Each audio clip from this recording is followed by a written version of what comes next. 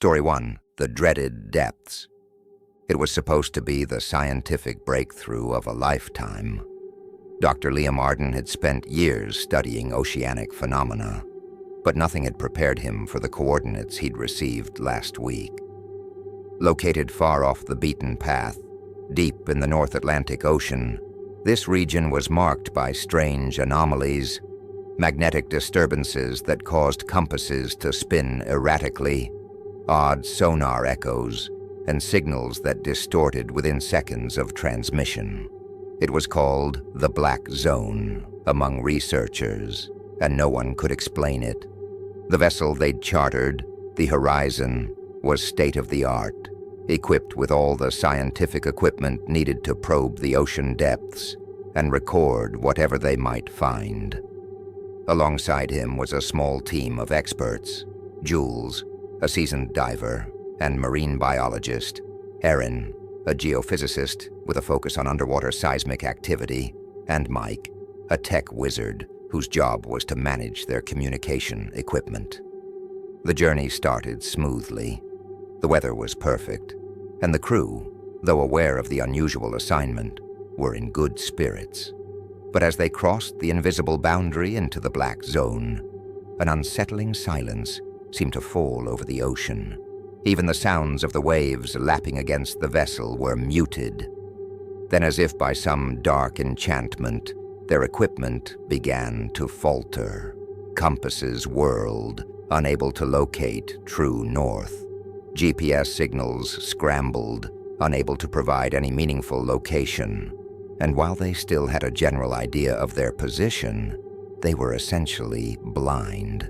Despite the equipment glitches, they pressed on.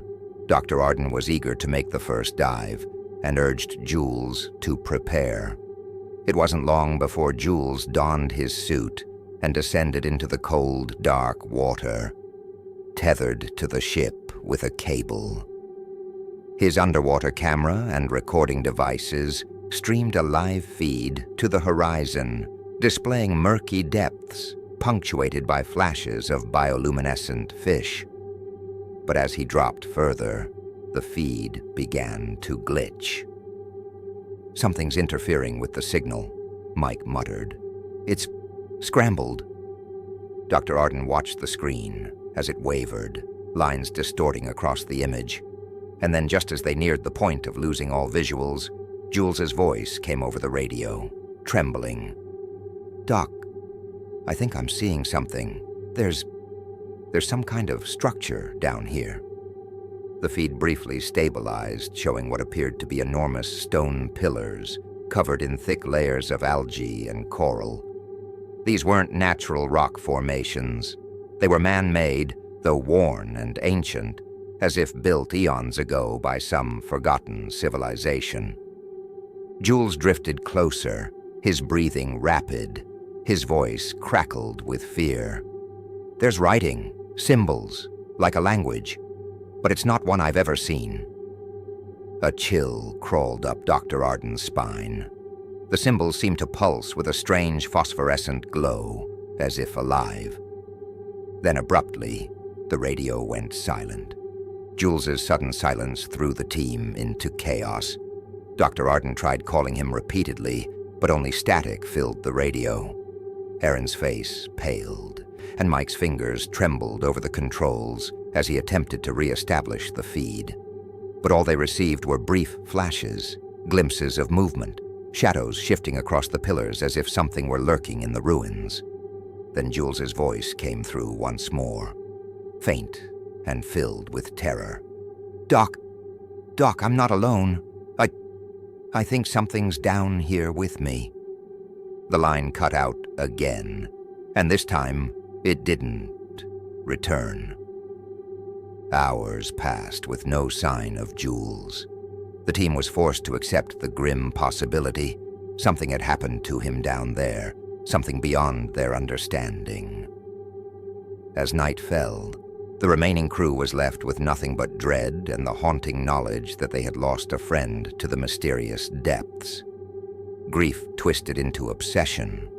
Dr. Arden became consumed with a need to uncover the truth of what had happened to Jules, convinced that the ruin held answers. Against Aaron and Mike's protests, he prepared to make his own dive. If the ruin had taken Jules, he intended to understand why. As he descended, he was struck by an overwhelming sense of unease. The darkness was more oppressive than he had anticipated, and the silence was absolute. Then, the pillars came into view, towering over him like silent sentinels. Strange shadows seemed to slither just out of sight, melting into the blackness whenever he tried to focus. Then he saw it, a massive doorway carved into the ocean floor, framed by even more of the glowing symbols. His mind reeled as a voice, soft and insidious, whispered in his ear. "Enter," it seemed to say, urging him toward the gaping darkness within the ruin. But the fear became unbearable. He scrambled back to the surface, emerging shaken and unnerved, and swore never to return. Upon returning to the horizon, Dr. Arden found himself plagued by visions of the ruin. He began to hear voices in his sleep, whispers that grew louder with each passing night. Aaron and Mike became equally unsettled, reporting strange dreams and a constant feeling of being watched. The ocean was no longer quiet. It pulsed with a strange, malevolent energy. One night, Aaron vanished from her bunk. A desperate search revealed only faint, wet footprints leading to the edge of the deck, stopping abruptly at the railing. The next day, Mike snapped, overcome by paranoia and despair. He spoke of a darkness under the ocean, an intelligence that had been waiting for them, lurking in the deep for eons. Dr. Arden was now alone, haunted by the chilling reality that he had unleashed something ancient, something incomprehensibly evil. With no options left, Dr. Arden prepared for one final dive. He strapped himself into the suit, descended into the cold, dark water, and felt the crushing weight of the deep bearing down on him. He returned to the doorway, the symbols now pulsating with a sinister glow. The voice whispered once more, louder now. "Enter," it commanded. Unable to resist, he drifted forward, passing through the doorway and into a vast, dark chamber. There in the darkness he saw it, a massive, otherworldly being, its form hidden, but its presence overwhelming. It was ancient, malevolent, a creature beyond time. In his final moments as he drifted toward it, Dr. Arden understood that the ruin was a prison built to contain this dark entity, and now he had released it. The horizon was eventually recovered, drifting aimlessly in the North Atlantic, but no sign of its crew was ever found. And though the ocean resumed its silence, a dark whisper seemed to linger, echoing through the deep. The ruin lay waiting, untouched yet alive, and those who dared venture too close swore they could hear faint whispers calling them into the dark. Story 2. The Phantom of the Tide. The storm had cleared only hours before the Sea Falcon set sail. It was a small fishing trawler captained by the grizzled but steadfast Jonas McCready. He and his crew had seen storms come and go, and they'd fished these waters for decades.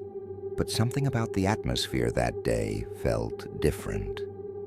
The sky was tinged with a peculiar deep shade of gray, and the sea seemed restless, churning with an unnatural energy that Jonas couldn't explain. The mission was simple: head out to the shoals, a rich fishing ground about 50 miles off the coast, and haul in as much as they could before returning home. But with each mile they put between themselves and the shore, the tension among the crew thickened. Conversations faded to muttered words, and laughter had long since vanished. It was as if an invisible force weighed on them, a sense of dread that intensified the closer they got to the shoals. As dusk fell, The ship's engines began to stutter. Jonas frowned, casting a concerned glance at his first mate, Will. But before they could diagnose the issue, a thick, unnatural fog rolled in, swallowing the Sea Falcon whole. Hours passed, and the fog showed no sign of lifting. It was suffocating, so thick that they could barely see their own hands in front of their faces. The ship seemed to drift aimlessly, caught in the grip of an invisible current, and any attempt to steer toward open water was met with failure. It was Will who first heard it, a faint, haunting melody carried through the fog. He froze, straining his ears. It was a woman's voice, soft and distant, singing an old sea shanty. But as he listened, the tune grew twisted, each note laced with an unsettling sorrow that cut through the fog like a knife. The others heard it too, and fear flickered in their eyes. The singing seemed to grow louder, closer, as if the phantom voice were circling the boat. Yet no one dared to speak, transfixed by the ghostly song that seemed to reach deep into their minds, uncovering memories and fears long buried. They lost the first man, Lenny, around midnight. One moment, he was standing by the railing, staring into the mist, and the next, he was gone. No splash, no sound. It was as if he had simply vanished into the fog. Panic swept through the crew, and Jonas ordered everyone to stay within sight of each other. But the fog seemed to grow thicker, swallowing the light from their lanterns. Shadows twisted and shifted at the edges of their vision, and the haunting song grew louder, more insistent, as if urging them closer. One by one, they fell prey to the mist. Each time someone looked away, another crew member would vanish. No trace of them remained, no sound, no struggle. It was as if the fog itself was alive, a living, breathing entity that consumed them whole. Jonas watched in horror as Will disappeared before his very eyes, reaching out to him only to grasp empty air. Alone on the deck, he could feel the presence of something ancient and malevolent pressing down on him, feeding on his terror. Desperate and alone, Jonas stumbled into the wheelhouse, slamming the door shut behind him. The melody grew muffled, but the sense of dread remained. As he peered out into the fog, he saw her, an apparition standing on the deck, a spectral woman dressed in a tattered, salt-stained gown, her eyes hollow and filled with sorrow. Her mouth moved, and though no sound reached him, Jonas understood her words. She told him her story, a tale of betrayal and vengeance that had doomed her to wander the seas for eternity. Once a fisherman's wife, she had waited for years, watching the tides for her husband's return. But he had abandoned her, leaving her to perish in grief, bound forever to the sea she both loved and loathed. Now she sang to sailors who dared to trespass in her waters, luring them into the fog to share her endless solitude. Jonas felt his heart pound with terror as he realized that she had chosen him as her next companion. Jonas tried to reason with the ghostly figure, his voice shaking. He pleaded with her, promising to respect her waters and never return. But she only stared at him with eyes that held centuries of loneliness and despair. Then she made him an offer. She would spare his life if he could provide her with a single token of love, something to remind her of the life she'd once had. Jonas, desperate to survive, rummaged through his belongings, searching for anything that might satisfy her. His trembling hands fell upon an old locket, a gift from his late wife, the one reminder he had left of her. Though it pained him, he offered the locket to the specter, hoping it would be enough to appease her. She took the locket, cradling it in her hands, and for a moment, her sorrowful expression softened. Then she faded into the mist, leaving him alone once more. The fog began to lift, and for the first time in hours, Jonas saw the faint glow of dawn on the horizon. He stumbled back onto the deck, his heart racing, half expecting the apparition to return. But the ghostly figure was gone, leaving only the memory of her sorrowful song lingering in his mind. He steered the Sea Falcon back toward shore, shaken and exhausted. When he arrived, the harbor was quiet, and the few who came to greet him noticed his haunted expression. He told no one about the fog, the disappearances, or the phantom's tale, choosing to keep the horror of that night to himself. Yet he never returned to the shoals again, and each time he looked out at the sea, he could still hear the faint echoes of her song, haunting him with the memory of a love lost to the tides. Jonas lived out his days haunted by that night. But the story of the Sea Falcon and its crew grew into a local legend, one that warned sailors against venturing too far into the foggy waters near the shoals. They say that on quiet nights, if you listen closely, you can still hear the ghostly song of the phantom bride, calling to those brave, or foolish, enough to cross into her domain. Story 3. The Lighthouse Keeper's Last Watch. The lighthouse of Blackstone Point had been operational for over a century, guiding sailors safely along the treacherous rocky coastline. Few chose to man it due to its remote location, perched on an isolated stretch of coastline accessible only by boat. It was said to be a lonely and unforgiving post, especially in winter, when violent storms battered the coast and the fog hung like a shroud over the water. But for Hector Graves, a former sailor who had spent years traversing the unpredictable ocean, the solitude of Blackstone Point was a welcome change. He had taken the post as lighthouse keeper 2 years ago, relishing the quiet and the peace it brought him. The isolation didn't bother him. He even found comfort in the sound of the waves crashing against the cliffs and the distant, mournful cry of the seabirds. However, this winter was different. Hector had felt a strange unease settle over him as the days grew shorter and the nights colder.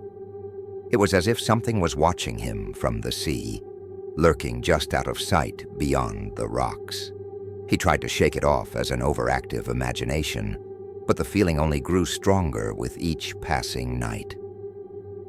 One night, as Hector made his routine rounds, he spotted something unusual on the horizon.